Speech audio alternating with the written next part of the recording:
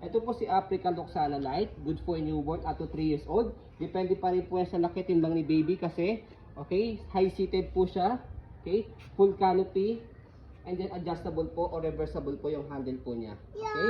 Hello baby. So, ito po yung details po niya one by one. By the way, already wash na po ito, ready to use na. Pero kung di po kayo satisfied sa wash po namin, pwede nyo po siyang i-rewash. Okay, so ito po yung canopy niya. Ito po yung loob ng canopy. May lining po siyang color blue. Okay, so ito sa kabila. Ayan. So lockable po siya. Kung gusto niyo pong i-fold siya, yan. Angat yun lang po ito. And then pwede siya kung sakali half lang. Ayan. Okay, so regarding po sa sitting pad niya, ayan, kompleto. May newborn head pad. Yan, may insert pad. Okay, so kapag toddler na si baby, pwede niyo na po tanggalin yan para hindi siya masikipan pag nakaupo or nakahiga.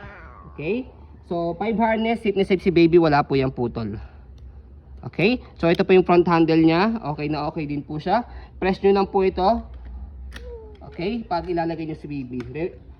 Adjustable din po yung leg rest niya. Ayan, may stick dito. Angat nyo lang po siya kapag nakahiga. Okay, ganyan po siya kapag nakaupo. Pag nakahiga, adjust nyo lang po siya para mas mahaba.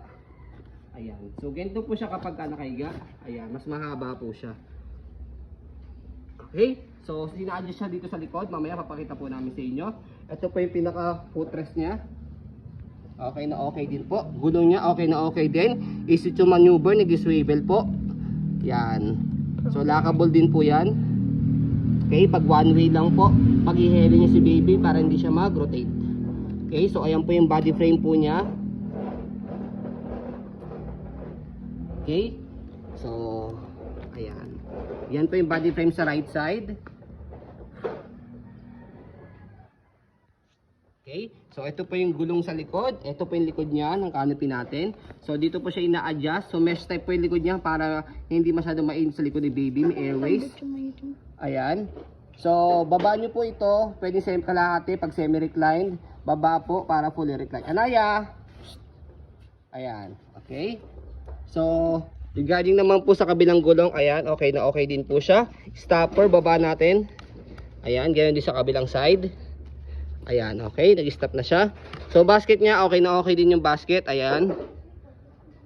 And then body frame sa left side. Ayan po yung details niya. Ayan.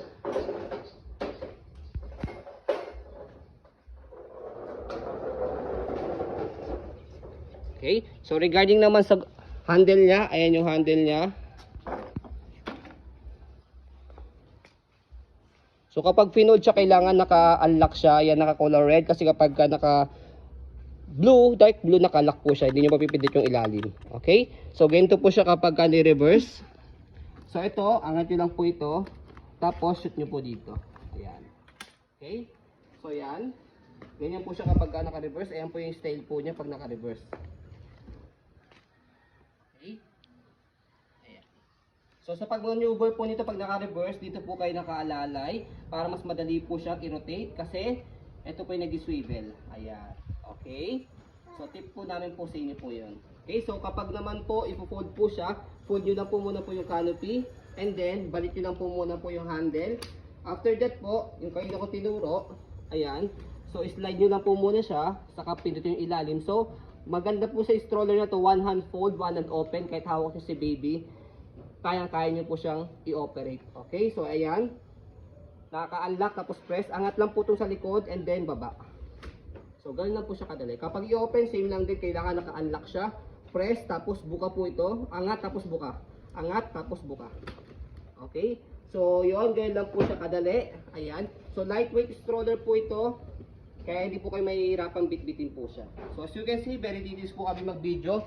Kasi yung shop policy po namin, no refund, no exchange, what you see is what you get. So yun po, maraming salamat. Have a nice day and God bless po.